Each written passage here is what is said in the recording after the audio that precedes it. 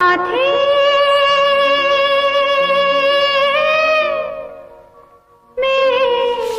ये दास्तां है भारतीय हिंदी सिनेमा के 80 के दशक की एक ऐसी अभिनेत्री की जिसने अपनी कला और खूबसूरती की खुशबू से हिंदी सिनेमा की गरिमा को चार चांद लगाए। ये हिंदी सिनेमा की पहली ऐसी अभिनेत्री थी जिनको उनके अभिनय से ज्यादा उनकी खूबसूरती के साथ साथ हसीन और दिलकश आकर्षित हुस्न के लिए याद किया जाता है। धीरे बोलो दिल की बातें।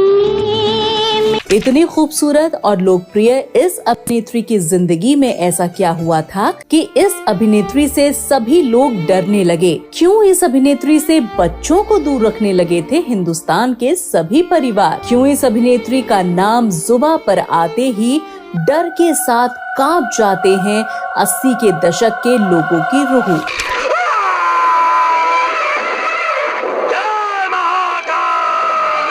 इस अभिनेत्री की जिंदगी में ऐसा क्या हुआ था कि इनकी खूबसूरती ही बन गई इस अभिनेत्री के लिए वो श्राप जिसकी वजह से ये अभिनेत्री डूब गई हमेशा के लिए अंधकार, दुख, तकलीफ के गहरे सागर में। मुझे सिर्फ मौत चाहिए, मौत। कैसे इस अभिनेत्री के लिए एक श्रापित फिल्म बन गई इनकी जिंदगी के लिए वो श्राप जिसकी वजह से ये अभिनेत्री हैं 36 सालों से गुमनामी की दुनिया में। 36 सालों से गायब इस अभिनेत्री को किसने किया डर के साए में जीने को मजबूर। मुझ पे रहम करो, दया करो, छोड़ दो, मुझे जाने दो। किसने इस अभिनेत्री की जिंदगी को कर दिया ऐसा बर्बाद कि ये हमेशा के लिए बन गई भारतीय हिंदी सिनेमा के लिए डरावनी याद। क्यों इस अभिनेत्री को आज तक नहीं तलाश कर पाई भारत देश की पुलिस, खुफिया एजेंसी और मीडिया। क्यों इस खूबसूरत अभिनेत्री को पूरी दुनिया ने भुला दिया हमेशा हमेशा के लिए। उस दुनिया से इस दुनिया तक तुझको ढूंढने। फिल्मों में भूत का किरदार निभाने वाली ये खूबसूरत और हसीन अभिनेत्री क्या सच में बन गई है एक भूत? और कैसे साल 2017 में जिस शख्स ने किया इस अभिनेत्री को देखने का दावा तो कैसे हो गई उस इंसान की मौत? कौन है वो जो नहीं आने देना चाहता है इस अभिनेत्री का पूरा सच दुनिया के सामने? क्या है इंसान की बनी इस दुनिया में इस खूबसूरत अभिनेत्री के भूत की कहानी? बताएंगे हम और भी बहुत कुछ ऐसा जो आज तक कभी भी किसी को नहीं बताया गया। पूरा सच जानने के लिए आप बने रहिए हमारे साथ वीडियो के अंत तक।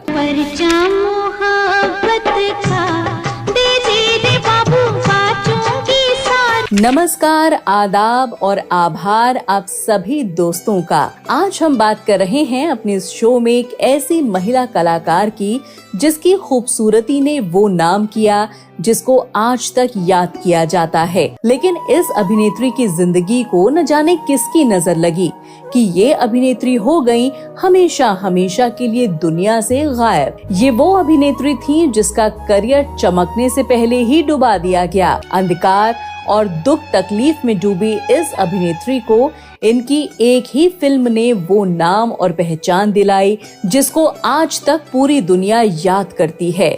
और वो थी खूबसूरत, हसीन और अपनी जानलेवा अदाओं से दिल जीतने वाली जैस्मिन धुन्ना।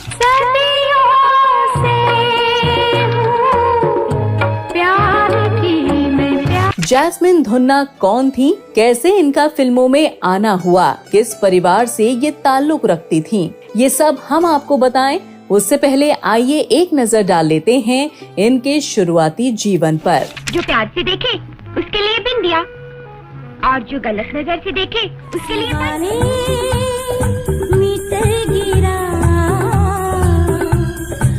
जैस्मिन धुन्ना का जन्म सन 1966 को सपनों की नगरी मुंबई में हुआ था। ये अपने माँ बाप की अकेली संतान थी, इसीलिए इनकी परवरिश बड़े लाड प्यार से हुई। बचपन से जैस्मीन एक खूबसूरत गुड़िया की तरह दिखती थी, इसीलिए इनके माँ बाप ने इनका नाम जैस्मिन रखा। मासूम जैस्मिन को बचपन से भारतीय हिंदी सिनेमा अपनी तरफ बड़ा आकर्षित करता था, इसलिए बचपन में ही इनके मन में हिंदी सिनेमा में काम करने की रुचि पैदा हो गई। जैस्मिन अपने स्कूल के समय में सभी प्रोग्राम्स में हिस्सा लिया करती थी। साल 1979 में जैस्मिन अपने स्कूल में स्टेज पर एक प्रोग्राम कर रही थी, जिसमें अतिथि के तौर पर मशहूर फिल्म निर्माता एनडी कोठारी आए हुए थे। कम उम्र में जैस्मिन की इस प्रभावशाली प्रतिभा को देखकर वो काफी प्रभावित हुए। एनडी कोठारी इन दिनों अपनी एक फिल्म बनाने की तैयारी में थे, जिसके लिए इनको एक नए और फ्रेश चेहरे की तलाश थी और एनडी को जैस्मिन अपनी फिल्म के लिए एकदम सही अभिनेत्री लगी। लेकिन जैस्मिन अभी नाबालिग थी, लिहाजा एनडी कोठरी ने इनके माता पिता से मुलाकात की और इजाजत लेकर इनको अपनी फिल्म सरकारी मेहमान से लॉन्च करने का पक्का इरादा कर लिया। इस फिल्म में जैस्मिन के हीरो थे मशहूर फिल्म अभिनेता विनोद खन्ना। हाँ, तुम हीरो, मैं हीरोइन, मिलाओ हाथ। जो जैस्मिन से लगभग 22 साल बड़े थे। इस फिल्म के वक्त जैस्मिन नाबालिग थी। जैस्मिन ने कभी भी कोई ट्रेनिंग या शिक्षा नहीं ली थी अभिनय की, लेकिन इस फिल्म में वरिष्ठ अभिनेता के बीच जैस्मिन ने ऐसा अभिनय किया कि किसी को भी ये एहसास नहीं हुआ कि जैस्मिन की ये पहली फिल्म है। भाई आपकी लड़की ने तो कमाल कर दिया, क्या गजब की एक्टिंग करती है, एक सेकंड के लिए तो मुझे भी नाराज कर दिया। जैस्मिन ने इस फिल्म में बड़ी मेहनत और लगन से अभिनय किया, लेकिन शायद दुर्भाग्यवश फिल्म में इतने बड़े स्टार होने के बावजूद ये फिल्म निराशाजनक साबित हुई। इस फिल्म से जैस्मिन की जिंदगी को जिस लोकप्रियता की उम्मीद थी, वो उम्मीद इस फिल्म की नाकामी के साथ टूट गई। मैं हार गई भगवान। मैं अपने आप को कैसे समझाऊं? फिल्म की नाकामी के बाद जैस्मिन के माता पिता ने इनको फिल्म से दूर कर दिया। वो चाहते थे कि जैस्मिन पहले अपनी पढ़ाई पूरी करे। माता पिता की बात मानकर जैस्मिन फिर से पढ़ाई करने लगी, लेकिन जैस्मिन का मन अभी भी हिंदी सिनेमा में अटका हुआ था। लिहाजा कुछ सालों बाद जैस्मिन ने अपने माता पिता से फिर से फिल्मों में काम करने की इच्छा जाहिर की, लेकिन माँ बाप ने उनको मना कर दिया। लेकिन जैस्मिन तो जिद पर थी, लिहाजा इन्होंने कुछ मॉडलिंग प्रोजेक्ट के ऊपर काम करना शुरू कर दिया। इनकी खूबसूरती और आकर्षित होने की वजह से इनको मॉडलिंग के कई ऑफर्स मिलने लगे। साल 1985 में फिल्म निर्माता एनडी कोठारी एक बार फिर से एक फिल्म डाइवोर्स बना रहे थे, जिसके लिए उनको एक नए चेहरे की तलाश थी। लिहाजा एनडी कोठरी को जब ये पता चला कि उनकी पहली फिल्म की हीरोइन मॉडलिंग कर रही है और दोबारा फिल्मों में अपनी किस्मत को आजमाना चाहती है, तो एनडी कोठरी ने दोबारा जैस्मिन से मुलाकात की और उनको अपनी फिल्म डाइवोर्स ऑफर कर दी।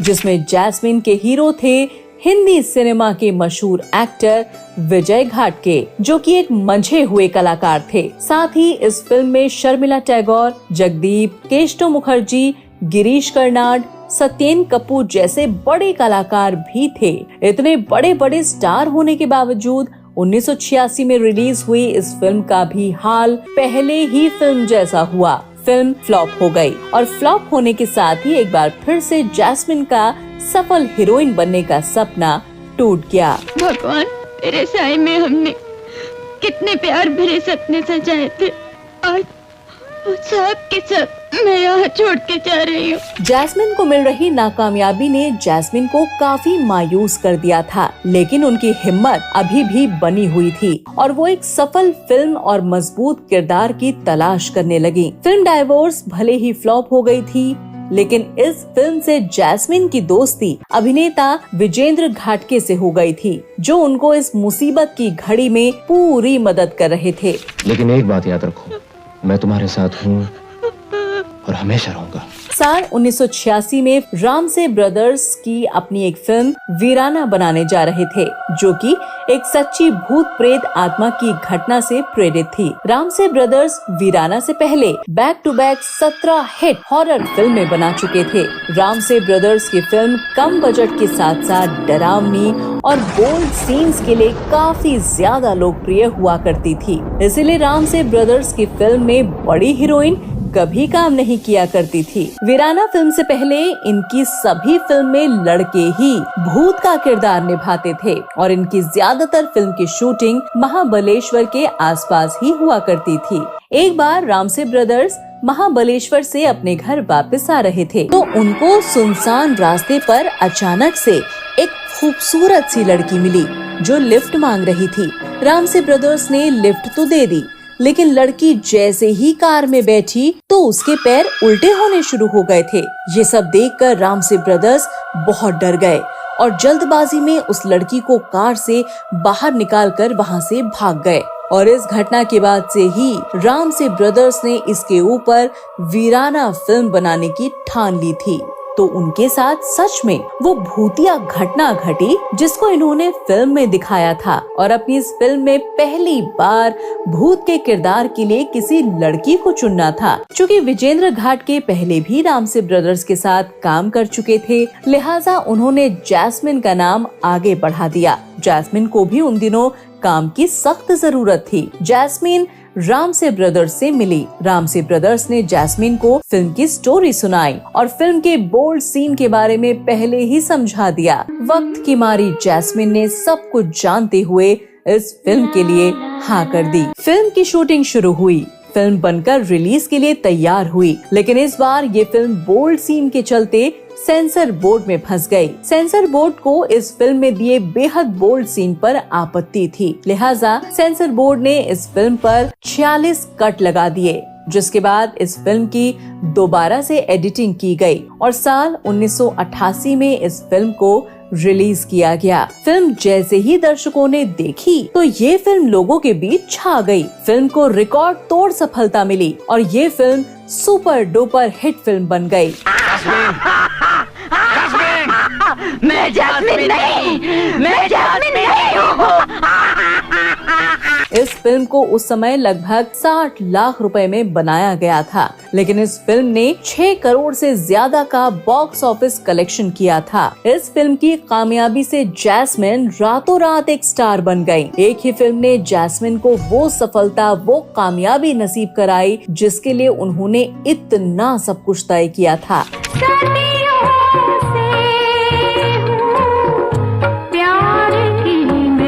अब जैस्मिन सभी के सामने एक चमकते सितारे की तरह चमक रही थी। इस फिल्म में जैस्मिन ने बड़ी खूबसूरती के साथ एक भूत का किरदार निभाया।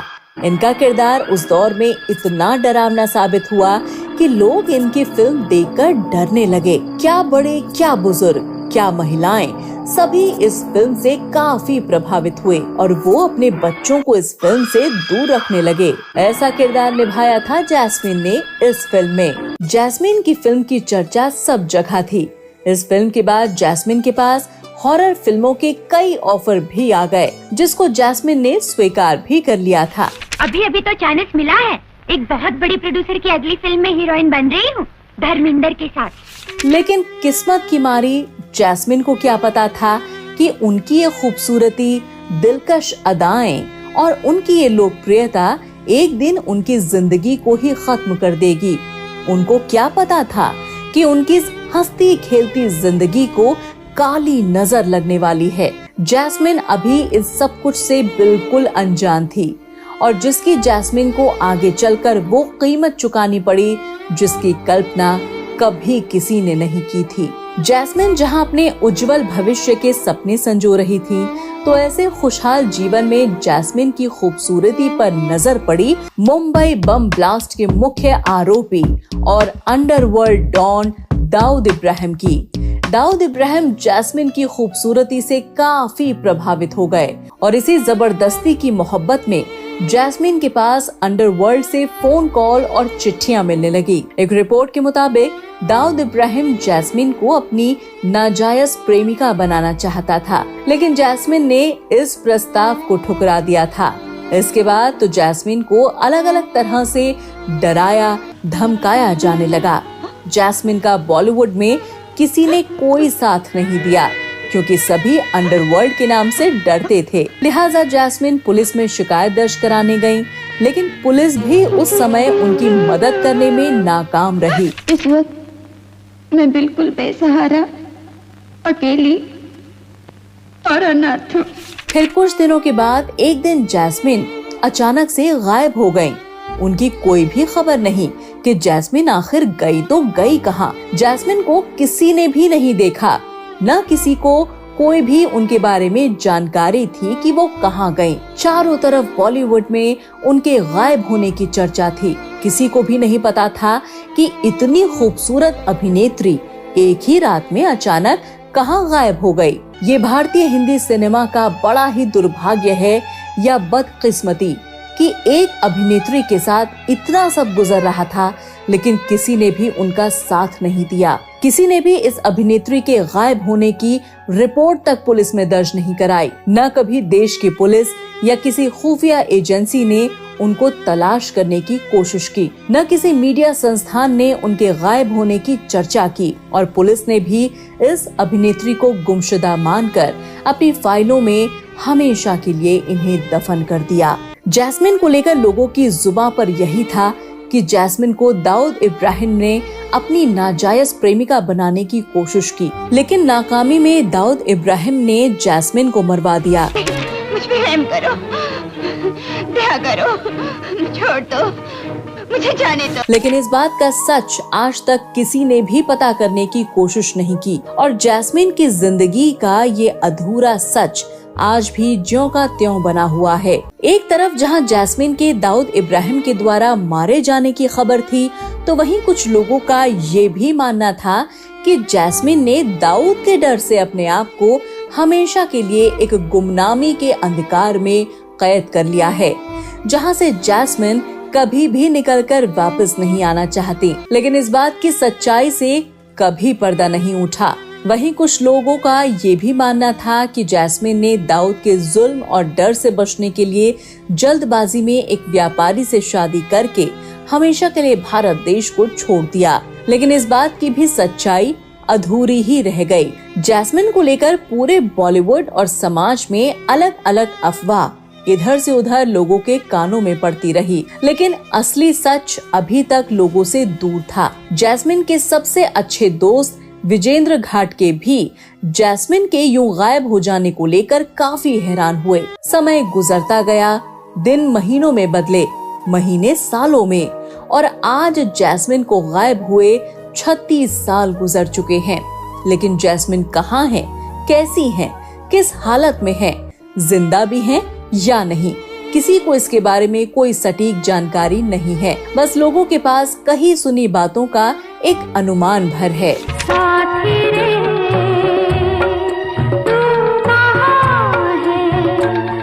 आज जब जैस्मिन को गए 36 साल गुजर गए थे, तो साल 2017 में अचानक एक बार फिर से जैस्मिन के नाम की चर्चा हो गई, क्योंकि रामसे ब्रदर्स के श्याम राम से ने अपने एक इंटरव्यू में ये कहा, और उस इंटरव्यू में उन्होंने दावा किया कि जैस्मिन आज भी जिंदा हैं और वो मुंबई में ही हैं, और साथ ही ये भी कहा कि जैस्मिन बहुत जल्दी हमारी वीराना फिल्म के सीक्वल में दिखाई देंगी। इनके इस बयान के बाद जैस्मिन के सामने आने की एक उम्मीद एक बार फिर से जिंदा हो गई। लेकिन दुर्भाग्यवश इस बयान के बाद साल 2019 में श्याम रामसे की अचानक मौत हो गई, और उनकी मौत के साथ ही जैस्मिन के जिंदा होने की और उनके सामने आने की सभी उम्मीदें श्याम रामसे के साथ ही बुझ गईं, और खूबसूरत जैस्मिन हमेशा के लिए पूरी दुनिया के लिए एक रहस्यमयी अभिनेत्री बन गईं, जिनकी जिंदगी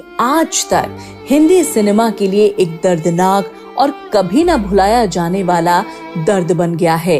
जैस्मिन को गए हुए एक लंबा अरसा गुजर चुका है, लेकिन जैस्मिन आज भी किसी अंधकार में जी रही हैं या दफन हैं, ये सच बताने वाले दोनों लोग, एक तो खुद जैस्मिन और दूसरे श्याम सी ब्रदर्स, दोनों ही आज इस दुनिया में नहीं हैं। कुछ लोगों का ये भी मानना था कि वीराना फिल्म एक श्रापित फिल्म थी और इस फिल्म के श्राप ने जैस्मिन को भी हमेशा के लिए एक तकलीफदेह याद बनाकर दुनिया के सामने छोड़ दिया है। और जिस तरह से फिल्म की डरावनी चुड़ैल गायब हो जाती है, एक दिन ठीक उसी तरह से जैस्मिन भी गायब हो गई। अब इसे इत्तेफाक कहिए या सच, लेकिन जैस्मिन और वीराना फिल्म का भूत या चुड़ैल की कहानी एक समान ही है। मुझे वीराना पसंद है, समझे।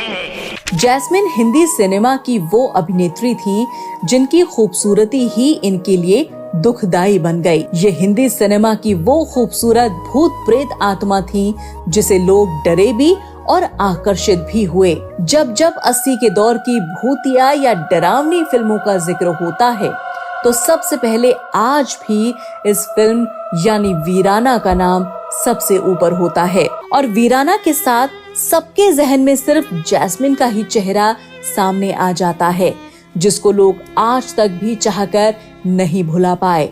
और आज भी लोग जैस्मिन के वापस आने की उम्मीद जगा कर बैठे हैं। मुझे शक्ति दो भगवान, मुझे शक्ति दो।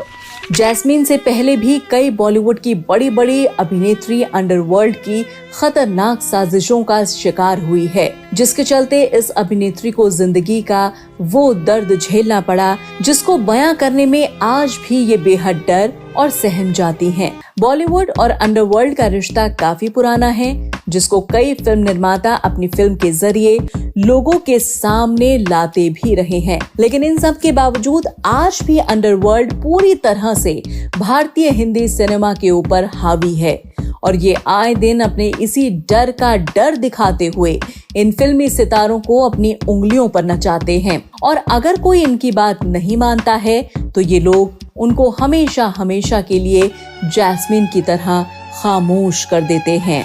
अब मुझे कुछ और नहीं कहना है, मुझे सिर्फ मौत चाहिए, मौत। जिंदगी के गुजरते इन लम्हों में आज जैस्मिन की कहीं कोई चर्चा नहीं है। कहीं किसी भी सोशल मीडिया प्लेटफॉर्म पर जैस्मिन की तलाश के लिए कोई भी कोशिश नहीं होती। किसी अखबार के माध्यम से कभी जैस्मिन तक पहुंचने की कोई कोशिश नहीं हुई। जैस्मिन अपने माँ बाप की अकेली संतान थी। माँ बाप का निधन जैस्मिन के जीते जी हो गया था, लिहाजा इस अभिनेत्री की खोजबीन के लिए कभी भी कोई भी रिश्तेदार सामने नहीं आया। और हिंदी सिनेमा की ये खूबसूरत अभिनेत्री इस दुनिया के लिए हमेशा एक राज बनकर रह गई। और इस राज से पर्दा कब उठेगा, किस रूप में उठेगा या उठेगा भी या नहीं, ये तो बस अब उम्मीद से परे नजर आता है। लेकिन आने वाले समय में जब भी वीराना फिल्म का सेकंड पार्ट आएगा तो इस खूबसूरत अभिनेत्री जैस्मिन को पूरी दुनिया जरूर याद करेगी।